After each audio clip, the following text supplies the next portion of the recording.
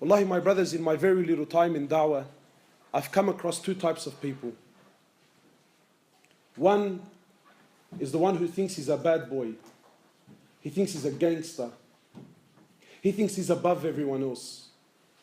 And deep down in his heart, and even times on his tongue, he makes it very clear that he doesn't have time for Allah. That he doesn't have time for this deen.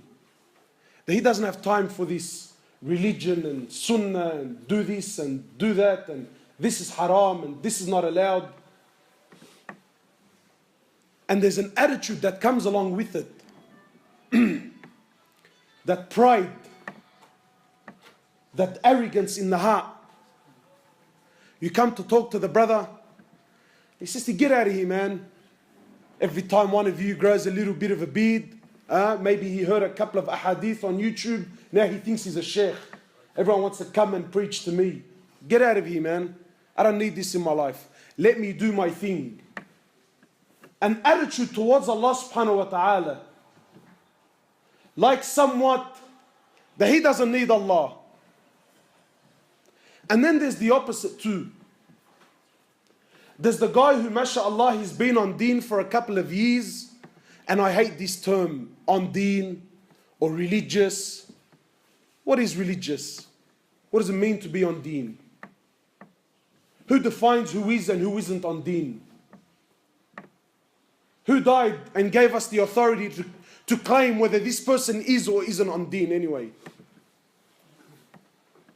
Have we become so shallow that now because you got a nice beard, you wear a nice white abaya, Allahu Akbar, this guy's pumped.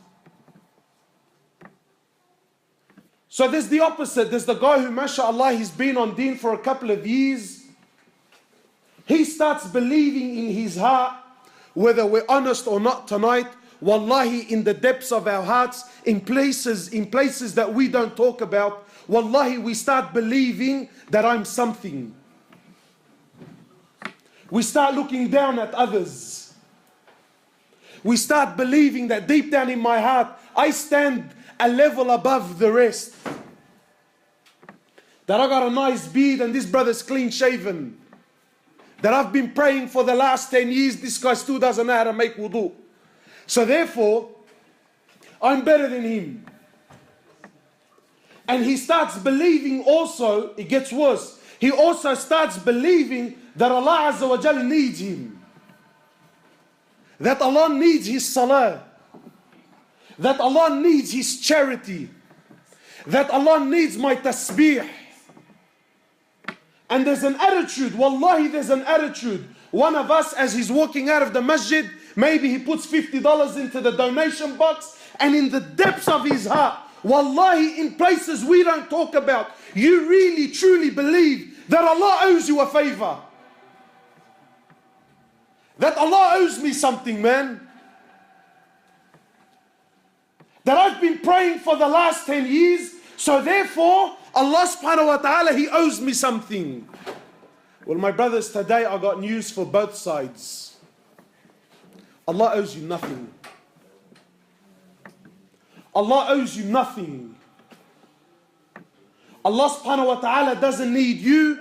Allah subhanahu wa ta'ala doesn't need your salah. Allah subhanahu wa ta'ala doesn't need your fasting. Allah subhanahu wa ta'ala doesn't need your money. Allah subhanahu wa ta'ala doesn't need your time. Allah subhanahu wa ta'ala doesn't need your da'wah. Allah subhanahu wa ta'ala doesn't need your bead. Allah Azza wa Jal is free from all, from anything. Allah Azza wa Jal needs nothing and no one. We need Him subhanahu wa ta'ala. Don't be fooled. Don't let shaitan play with your mind. That look at you, mashallah, you've been on deen. You're a cut above the rest. You're nothing. And you little bad boy who thinks he's something, you know. Allahu Akbar, wallahi, nothing burns my soul more than a brother who puts on a cloak. He puts on an image that's not him. And what's worse, wallahi, most gangsters, they only look down at Muslims. Maybe, you know, he buys a nice little car, or maybe he's got a few little spinners around him who fear him because of his physical size. Yeah, so they start looking. So he actually starts believing I'm something, man. Or maybe you're making a couple of dollars moving a couple of things. So then there's this attitude, don't come to me with your deen. Let me do as I please. Let me run amok. I want to go where I want. I want to sell what I want. I want to snort what I want. I want to sleep with whoever I want. Don't come to me with your religion. If Allah is so great, then why is He so bothered? Leave me alone. Well, my brother, you also, no matter what you do, no matter what you sell, no matter what you take and how much you take of it, it doesn't harm Allah.